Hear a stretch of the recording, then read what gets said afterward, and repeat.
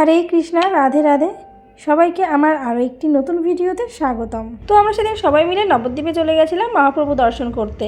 আমরা যে মন্দিরটিতে গেছিলাম তার নাম আমি তোমাদের সাথে অবশ্যই শেয়ার করব, তার জন্য তো পুরো ভিডিওটা দেখতে হবে। তাই বলছি প্লিজ স্কিপ না করে পুরো ভিডিওটা দেখতে থাকো। আর এখন ফেসবুক জুড়ে যা সব চলছে সেখানে আমার এই ধরনের ভিডিও দেখার মতো মানসিকতার লোকজন খুব কমই থাকবে, তবুও বলছি প্লিজ দেখো। তো আমরা সেদিন মন্দির দর্শনে গেছিলাম, আমি, আমার বোন, আমার ছোট পিসি, একটা কাকা আর আমার বোনের ছেলে মেয়ে, দিদির মেয়ে। আমরা এর আগে বহুবার নবদ্বীপে আসলেও আমার ছোট পিসির কিন্তু এই প্রথমবার নবদ্বীপে আসা। যেহেতু আমার দিদির বাড়ি নবদ্বীপ, তাই আমাদের বেশ ঘন ঘন নবদ্বীপে আসতে হয়। তবে কি জানো তো, দিদির বাড়ি ঘন ঘন আসলেও নবদ্বীপের সব মন্দির ঘুরে দেখার সৌভাগ্য আমাদের এখনো হয়নি। আসলে ঘন ঘন আসলেও আমরা প্রত্যেকবারই কোনো না কোনো কাজে আসি, সেই ঘোরার মানসিকতা নিয়ে আসাই হয় না। তবে হ্যাঁ, কিছু কিছু মন্দির আমি দেখেছি, তবে আরও অনেক কিছু দেখার বাকি আছে। ওই যে কথাই বলে না যে শেখার বয়স নাই আর দেখার শেষ নাই। তাই আমার পিসির নবদ্বীপে দিদির বাড়ি প্রথম আসা। যদিও ঘোরার মতো মানসিকতা নিয়ে পিসি আসেনি, খুব কম সময়ের জন্য এসেছে, তাই অন্তত ভেবেছিল যে সে মহাপ্রভু দর্শনটা অন্তত করে যাবে। তাই আমরা খুব সকালে স্নান সেরে রেডি হয়ে দিদির বাড়ি থেকে সবাই মিলে বেরিয়ে যাই মহাপ্রভু দর্শন করতে। আর আমরা প্রথমেই যেখানে যাই সেই মন্দিরটির নাম হচ্ছে নরহরি ধাম, যেখানে 60 ফুট মহাপ্রভু আছে। আর সেই বিশাল 60 ফুট আকারের মহাপ্রভু আমি তোমাদের সাথে এর আগের ভিডিওতে শেয়ার করেছি। এটা হচ্ছে নরহরি ধামের ভেতরের ভিডিও। তবে বলে রাখি, এই মন্দিরটির ভেতরে প্রবেশ করার জন্য আমাদের মাথা পিছু 10 টাকা করে টিকিট নেওয়া হয়েছে।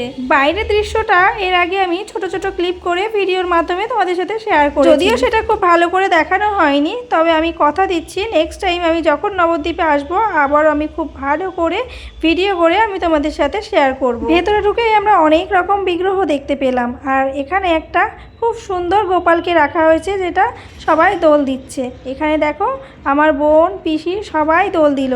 তবে আমি কেন বাদ যাই, এই জন্য আমিও চলে গেলাম গোপালকে প্রণাম করে তাকে দোল দিতে। এই ব্যাপারটা আমার বেশ ভালো লাগে। দেখো গোপালকে কত সুন্দরভাবে আমি দোল দিচ্ছি।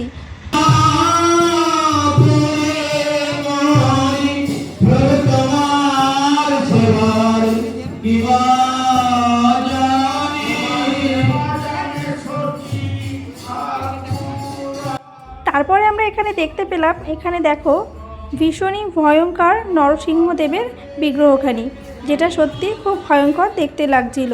তার পাশাপাশি এখানে আরও অনেক বিগ্রহ ছিল, যেটা আমাদের সত্যযুগ, ত্রেতাযুগ, দাপর যুগ, এমনকি আমাদের মহাপ্রভুর জন্ম থেকে তার বেড়ে ওঠার সমস্তটা এখানে বিগ্রহ করে রাখা ছিল, যা আমরা ঘুরে ঘুরে সবাই মিলে দেখছিলাম। আর আমাদের অনেক ভালো লাগছিল। আর এমন জায়গায় আসলে ভালো না লেগে যাবে কোথায় বলুন তো?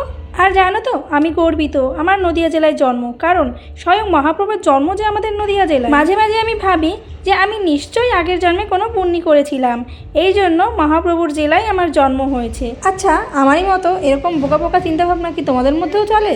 যারা আমার মতো ভাবনা চিন্তা করো তারা প্লিজ কমেন্ট বক্সে জানি। কত দূর দূরান্ত থেকে কত লোকজন নবদ্বীপ মায়াপুর দেখতে আসে, আর আমরা কাছের মানুষ ট্রেন ফেল করি।